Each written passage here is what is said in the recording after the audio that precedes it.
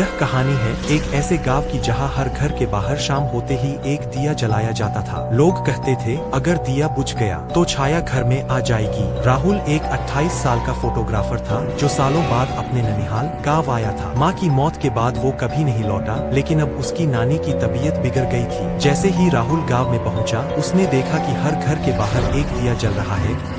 शांत लो, इतनी गर्मी में भी दिया, ये तो शहर में कोई नहीं करता। उसे किसी ने कहा दिया बुझा तो छाया घर के अंदर घुसती है और फिर कोई नहीं बचता। राहुल को ये सब अंधविश्वास लगा। रात में जब वो अपने पुराने मकान में पहुंचा तो उसने बाहर रखा दिया बुझा दिया। राहुल की बहुत बड़ी गलती। रात के 2 बजे दरवाजा अपने आप की आवाज से खुला। कमरे में एक अजीब सी ठंडक भर गई, जैसे बर्फ की हवा चल रही हो। फिर उसे एक परछाई दिखी दीवार पर कमरे में कोई नहीं था। मैंने किसी को देखा है या कोई देख रहा है मुझे, राहुल बड़बड़ाया। अगली रात राहुल ने फिर से दिया नहीं जलाया। धीरे धीरे उसे घर की दीवारों से फुसफुसाहटें आने लगी। तेरा समय आ गया है, तूने दिया बुझाया, अब छाया तेरे पीछे है। राहुल ने घर छोड़ने की सोची, लेकिन दरवाजा बंद था अंदर से और बाहर कोई था जो दीवारों से चिपककर उसे देख रहा था। घबराकर राहुल ने पुराने बक्से टटोलने शुरू किए और एक पुरानी डायरी मिली उसकी नानी की। उसमें लिखा था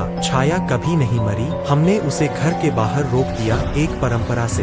दिया उसकी सीमा है, अगर कोई इसे बुझाता है तो वो अंदर आ जाती है और धीरे धीरे उस इंसान का चेहरा ले लेती है और असली इंसान गायब हो जाता है। राहुल दौड़कर आईने के पास गया और डर के मारे उसके होश उड़ गए। आईने में जो दिख रहा था वो राहुल नहीं था, वो चेहरा धुंधला, अंधेरे में डूबा, आंखें लाल और मुस्कुराता हुआ। अब तेरा वक्त खत्म हुआ, अब मैं रहूंगा तेरी जगह। उसके बाद राहुल कभी नहीं दिखा, लेकिन अगले दिन गांव में कोई राहुल जैसा दिखने वाला इंसान घूम रहा था, हंसता हुआ, मगर उसकी परछाई उसके साथ नहीं चल रही थी। कहते हैं कुछ गलतियां एक बार होती है, पर उनके अंजाम पीढ़ियों तक पीछा करते हैं।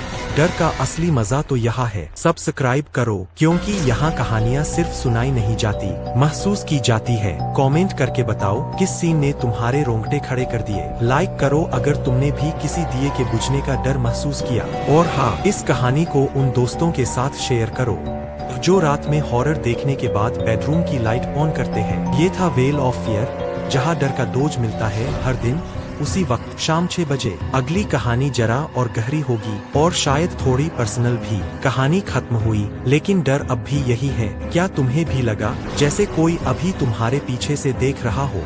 तो लाइक जरूर करना। अगर तुम्हारे मन में कोई साया छुपा है तो उसे कमेंट में जरूर उतार देना और इस वीडियो को शेयर करो ताकि तुम अकेले न डरो। अगली कहानी कब आएगी, तुम्हारे सपनों में या फिर इस चैनल पर शाम 6 बजे।